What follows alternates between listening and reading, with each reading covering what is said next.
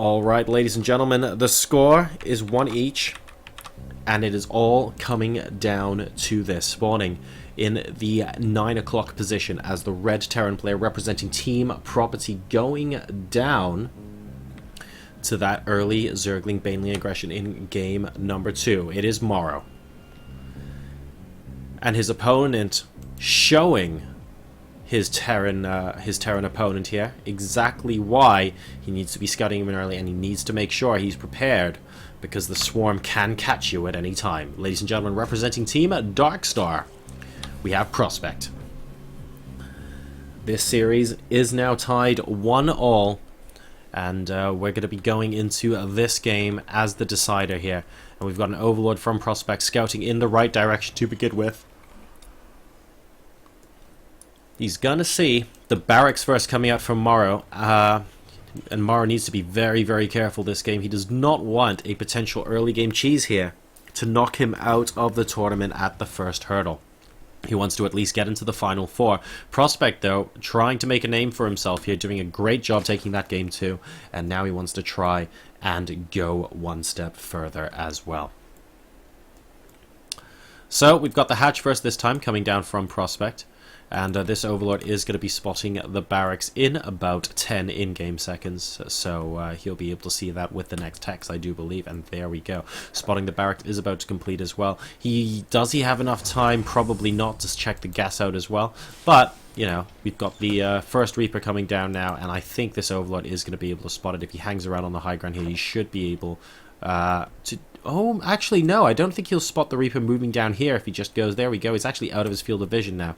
So it will take him a little longer. But that's cool. We've then got gas, followed by a pool from Prospect. So the Lings are going to be just a little bit later, as are the Queens. But we have managed to get this hatchery down nice and early. We've got a good number of drones inside the main base. And he's going to want to try and get that economy up ASAP. Compensate for the later Queens, of course, with a very, very quick Zergling speed once that completes. And Morrow is now going to be able to scout all of this as well. He spots the gas, knows how much is being mined. He sees that the spawning pool is not yet complete. He's going to be pleased, at least, that his first Reaper is going to be able to get some nice time on the field, forcing Prospect to micro an awful lot. And, ooh, 5 hit points on this SCV. Needs to be careful, but here comes the Reaper. And it looks like, oh, decent amount of micro so far coming out of Prospect. The Reaper trying to go to the right-hand side to pick up as many drones as he possibly can. One of those is definitely in the red. This one gets killed off, moved to the right-hand side, but the Reaper doing a good job of evading capture. There's 6 Lings and a Queen coming in now. Are we going to get a second drone kill? It looks... No. Good save there with the Spore Crawler.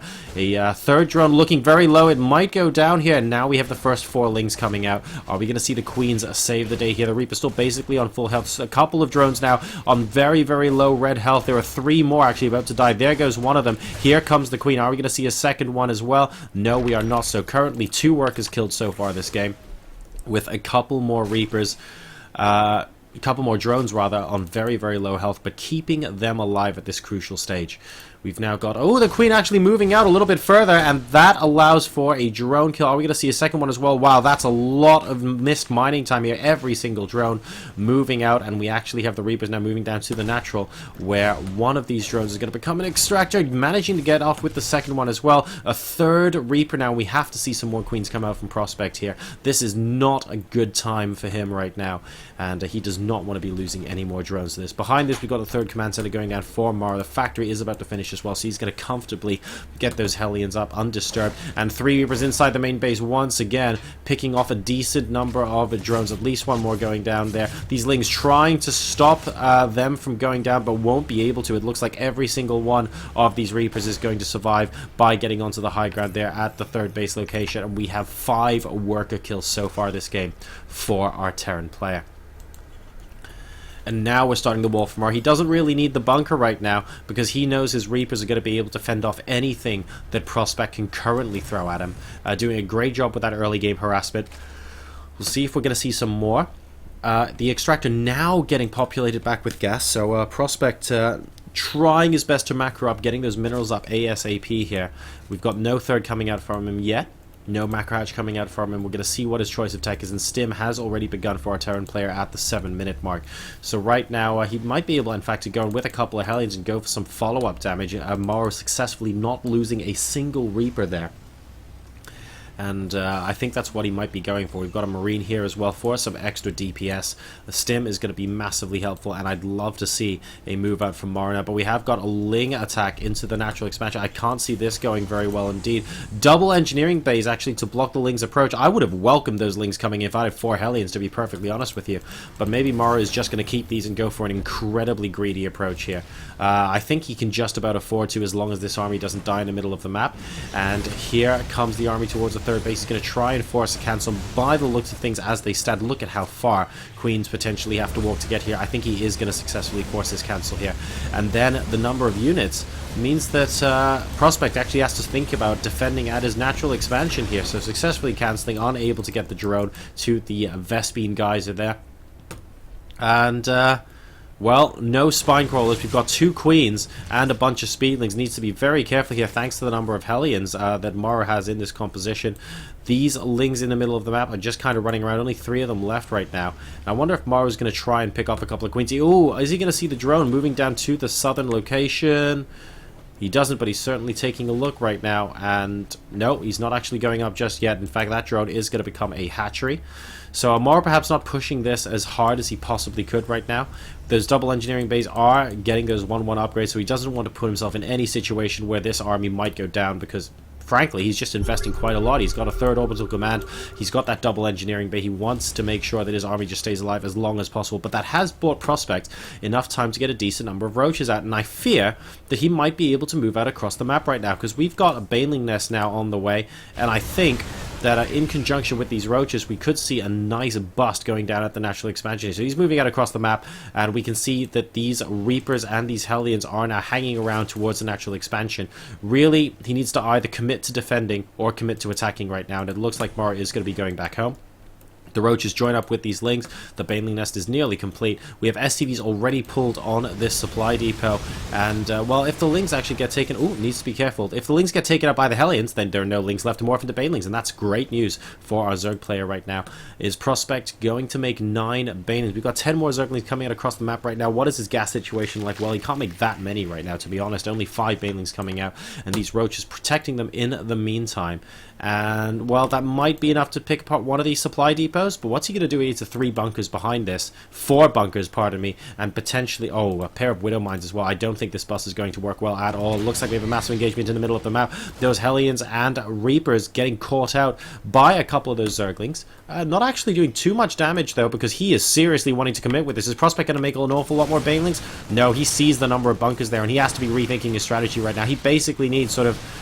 I want to see 25 Banelings. Oh, and losing the Banelings to these Hellions. That's actually a good trade for Morrow right now, because it's keeping Prospect from going up into his main base. So yes, every single Terran unit out in the outfield, I guess, of this map has been taken out.